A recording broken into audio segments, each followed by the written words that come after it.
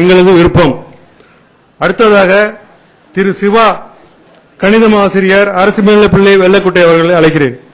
மேடையில் வீற்றிருக்கக்கூடிய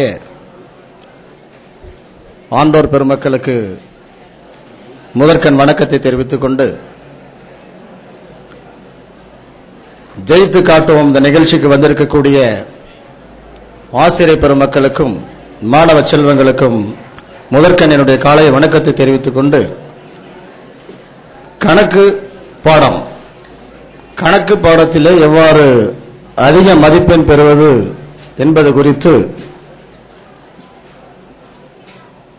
உங்களிடையே சில கருத்துக்களை பரிமாறிக்கொள்ள வாய்ப்பளித்த நிலமலர் நாதில் அவர்களுக்கும் நன்றியை தெரிவித்துக் கொண்டு மாணவர்கள் கணக்கு என்றாலே கொஞ்சம் ஓடுறாங்க. அது 10வது வரைக்கும் கம்பல்சரின்றதால படிக்கிறாங்க, வேற வழியே இல்லை. அந்த 11ஆம் வகுப்பு சேரும்போது ஆப்ஷன் கொடுத்துறாங்க, உங்களுக்கு maths group, pure science group, இல்ல ஹிஸ்டரி குரூப்னு. நம்மளால கணக்கு பாடத்தை பார்த்த உடனே எனக்கு அது வேணவே வேணாம், நான் ஹிஸ்டரி குரூப்புக்கு போறேன், சயின்ஸ் குரூப்புக்கு போறேன்னு போயிடுறீங்க. பட் இருக்கக்கூடிய பாடங்களிலே மிக எளிமையான பாடம், இன்ட்ரெஸ்டான பாடம் கணித பாடம். இது யாருக்குமே தெரியறது இல்லை, ஏன்னா அது உள்ள நம்ம போறதே இல்லை. வெளியே இருந்து பார்த்துட்டு இது வேணாப்பா நமக்கு, நம்ம போயிட்டே இருக்கலாம். ஒரு குறிப்பு ஒன்று சொல்றேன். கணக்கு, பிணக்கு, ஆமணக்கு, இது கொஞ்சம் வேகமா படிக்கலாம். கணக்கு, பிணக்கு, ஆமணக்கு. என்ன சார் இது? கணக்கு பாடத்தோட உனக்கு பிணக்கு ஏற்படுமானால், பிணக்குனா வெறுப்பு, கோபம், நமக்கு எப்பவுமே அது மேல கோபம் தான்.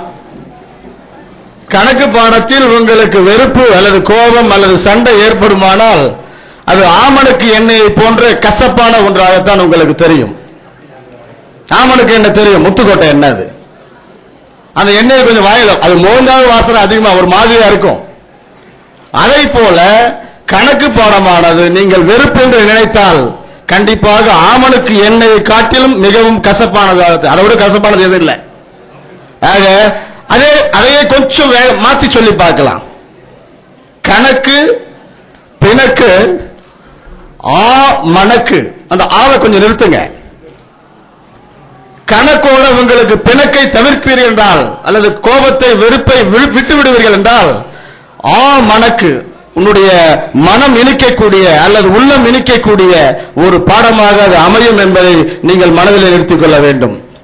ஏனென்று சொன்னால் மற்ற பாடங்களை காட்டிலும் நீங்க ஒரு ஃபார்முலா எடுத்துக்கிட்டு அந்த கணக்கு பாடத்தை ஆரம்பிச்சேன்னா அது கடைசியில் போய் தான் முடியும். மற்ற பாடங்களில் நீங்கள் மனப்பாடம் பண்ணி ஆகணும், பக்கம் பக்கமா எழுதுறதுக்கு மனப்பாடம் பண்ணணும்.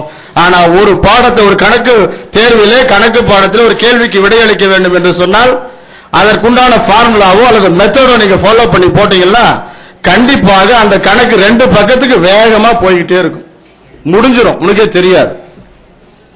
ஆக முதல்ல இந்த கணக்கு பாடத்தோட இருக்கக்கூடிய அந்த வெறுப்பை நீங்கள் தவிர்க்க வேண்டும். மாணவர்களாகிய நீங்கள் கணக்கு வாழ்க்கையில மிக முக்கியமான தேவையானது. அது வாழ்க்கையில முன்னேறுவதற்கு வாழ்க்கையில கணக்கு போடுறது கூட வேணும் உங்களுக்கு. ஆகவே கணக்கு பாடம் என்பது ஒரு மிக முக்கியமான பாடம் அல்லது சிறப்பான பாடம், மகிழ்ச்சியான பாடம் என்பதை மூலம் தெரிவித்துக் கொண்டு இப்ப ஈஸியா பாஸ் பண்றதுக்கு என்ன வழி? சில பேர் பிளஸ் மைனஸ் தெரியாத வரான் அந்த காலத்துல 10ஆவதுல இருந்து 11ஆவதுக்கு. ஆனா அதை அதிகமா 30 மதிப்பெண் 35 மதிப்பெண் வாங்கி 10ஆம் வகுப்பில தேர்ச்சி பெற்றவர்கள் 11ஆம் வகுப்பில வேற வழியே இல்லை, எங்க அப்பா சேர்த்தாங்க, எங்க அம்மா சேர்த்தாங்க, மேத்ஸ் இப்படிதான் படிக்க சொன்னாங்கன்னு சொல்லி சேர்ந்துட்டு, ஆனா அவங்க அதை வேற வழியே இல்லாம கம்பல்சன் பேஷன்ல உட்கார்ந்து இருக்காங்க.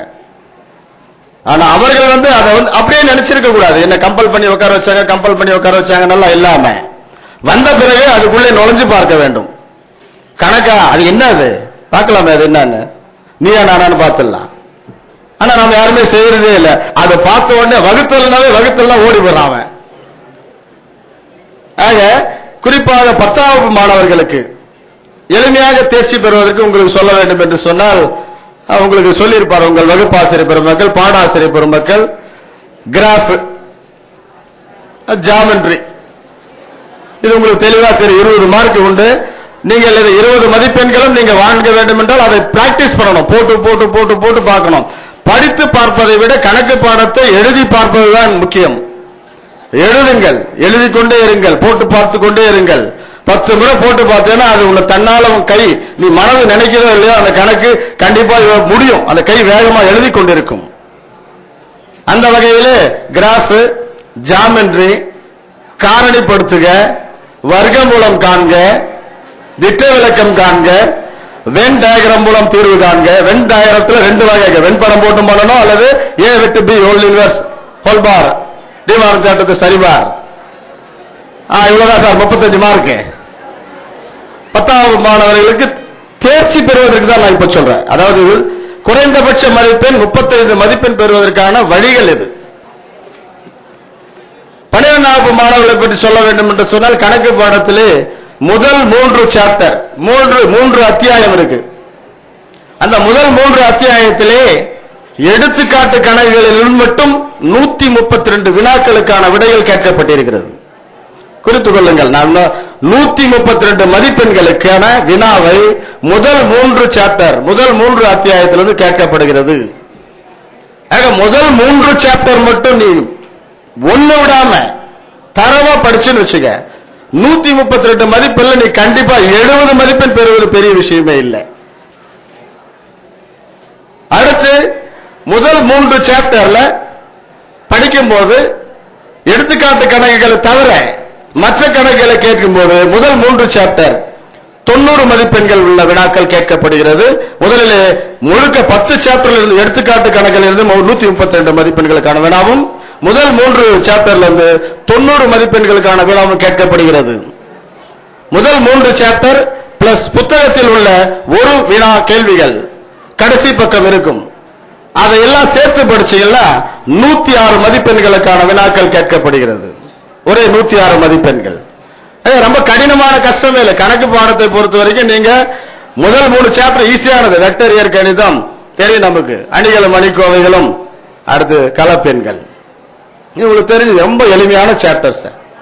10 சாப்டர்ல எனக்கு எதுவுமே வானா சார், எனக்கு ரொம்ப கஷ்டமா இருக்கு சார் அப்படின்னு நினைச்சா நீங்க கண்டிப்பா இந்த 3 சாப்டர் மட்டும் படிச்சு பாஸ் பண்ணுவது மிக குறைந்த மதிப்பு 70 மதிப்பெண் பெறக்கூடியதற்கான வாய்ப்புகளை தான் இப்ப சொல்லிக் கொண்டிருக்கிறேன். அதிக மதிப்பெண் பெறணும், 200க்கு 200 மதிப்பெண்கள் பெற வேண்டும் என்று சொன்னால் நீங்கள் கண்டிப்பாக உங்களுக்கு தன்னம்பிக்கை வேண்டும். முதலிலே தன்னம்பிக்கை வேண்டும். என்ன சார், ஒரு மனிதன் தன்னை நம்பவில்லை என்று சொன்னால் அவன் பாதி வலுவை இழக்கிறான், அவனுடைய வலுவில பாதியை இழந்து விடுகிறான் என்றுதான் அர்த்தம். ஆக ஒரு மனிதனுக்கு தன்னம்பிக்கை அவசியம். உன்னை நீங்கள் நம்புங்கள், நீங்கள் படித்தது வரும் என்று நம்புங்கள், உங்கள் ஆசிரியரை நம்புங்கள். முதலில் தன்னம்பிக்கை இல்லை என்று சொன்னால் உங்கள் வாழ்க்கையிலே கூட வெற்றி பெற முடியாது. ஆக பிளஸ் 2ல கணக்கு பாடத்திலே அதிக மதிப்பெண் பெற வேண்டும் என்று சொன்னால் நீங்கள் தன்னம்பிக்கையோடு இருக்க வேண்டும். அடுத்து அதற்கான கடின உழைப்பு இருக்க வேண்டும். தன்னம்பிக்கை இருக்க வேண்டும், கடின உழைப்பு இருக்க வேண்டும். என்ன சார், என்ன நிலத்துல போய் வேலைக்காடு வெட்ட சொல்லி மம்டி கலெக்டர் எடுத்து வெட்ட சொன்னாங்க? இல்ல, கடின உழைப்பு என்பது அது அல்ல. உங்கள் வகுப்பறை செய்யக்கூடிய வேலை, அதை நேரா வீட்டுக்கு போயிட்டு நல்லா ஃபேன் போட்டு லைட் போட்டு உங்களுக்கு பெட் காஃபி கொடுத்து, இந்த காலத்து பசங்களுக்கு ஆசிரியர் சொன்ன முக்கியமான கணக்குகளை எழுதி பாருங்கள். ஒரு ரஃப் நோட் வாங்கிக்கங்க, அத ஒரு ப்ராப்ளத்தை ஒரு தடவை மனசுல பதிய வைத்துக் கொள்ளுங்கள். அதை ஒரு முறை எழுதி பாருங்கள். குறைந்தபட்சம் ஒரு 5 தவறுகள் வரலாம். அடுத்த முறை எழுதும் போது அது 2 தவறுகளாக குறைய வேண்டும். அடுத்து 3ஆம் முறை எழுதும் போது ஒரு தவறு கூட வராமல் அந்த கணக்கை எழுதி பார்த்தீர்களானால் நீங்கள் தேர்வு நேரத்திலே கண்டிப்பாக அதை ஒரே ஒரு முறை பார்த்தால் போதும், அது மனதிலே பதிவதற்கும் அதை வேகமாக எழுதுவதற்கு உங்களுக்கு வாய்ப்புகள் இருக்கும். அது தேர்வு அறையை போய் உட்கார்ந்து என்று சொன்னால் அது உங்க முன்னாடி டிவி ஸ்கேன் மாதிரி உங்க முன்னாடி கண்டிப்பாக தெரியும் எந்த இடத்துல ஆரம்பிக்குது எந்த இடத்துல முடியுதுன்றது. நீங்க எழுதி பார்த்தால் வெளியே அது தெரியாது. ஆக ஒவ்வொரு கணக்கையும் ஒவ்வொரு ப்ராப்ளத்தையும் நீங்க எழுதி பார்க்க வேண்டும், போட்டு போட்டு பார்க்க வேண்டும். பார்க்கும்போது தெரியும் சார் இது என்ன அந்த கணக்கா, எழுதிடலாம் போங்க சார். அங்க போய் உட்காந்து ஆரம்பமே வரா நம்மளுக்கு. ஆமா, அது இப்படி பேட்ச பிடிச்சிட்டு உட்காந்தே இருப்பான். ஆனா இதுவே எழுதி பார்த்திருந்தீர்கள் என்று சொன்னால் ஆரம்பம் என்ன, முடிவு என்ன, அடுத்த வரி என்ன, அடுத்த வரியில் உள்ள எழுத்து என்ன என்பது உங்கள் கண் முன்னாடி தெரியும் என்று இந்த நேரத்தில், ஏன்னா என்னுடைய அனுபவம் இது, என்னுடைய அனுபவத்தின் பேரிலே சொல்லுகிறேன். இந்த நேரத்தில் உங்களை பார்த்து நான் இவ்வளவு பேசிக் கொண்டிருக்கிறேன் என்று சொன்னால் என்னுடைய உழைப்பு. உங்களைப் போல நான் ஒரு கிராமப்புறத்திலே மாணவனாக படித்தவன், ஒரு சாதாரண கூலி தொழிலாளியின் மகனாக பிறந்தவன். ஒரு சைக்கிளை தொடச்சா ஒரு 5 பைசா கிடைச்சிருக்கக்கூடிய வாய்ப்பு எனக்கு இருந்தது. அந்த சைக்கிளை துடைத்து நான் இன்று இந்த அளவுக்கு முன்னேறிக்கிறேன் சொன்னால் என்னுடைய உழைப்பு. அதை போல நீங்களும் வர வேண்டும் என்பதை இந்த நேரத்தில் சொல்லிக்கொள்ள கடமைப்பட்டுள்ளேன். ஆக நீங்கள் கடினமாக உழைக்க வேண்டும். வீட்டிலே நீங்கள் உட்கார்ந்து படித்தால் போதும். நீங்கள் வெளியே சென்று உங்க அப்பா அம்மா நினைக்கிற மாதிரி என்னை போல நீங்கள் மந்தி எடுக்காதப்பா, களைக்கட்டு எடுக்காதப்பா, நிலத்துல வேலை செய்யாதப்பா, வெயில்ல வேலை செய்யாதப்பா, படி, வாழ்க்கையில முன்னேறுவாய்.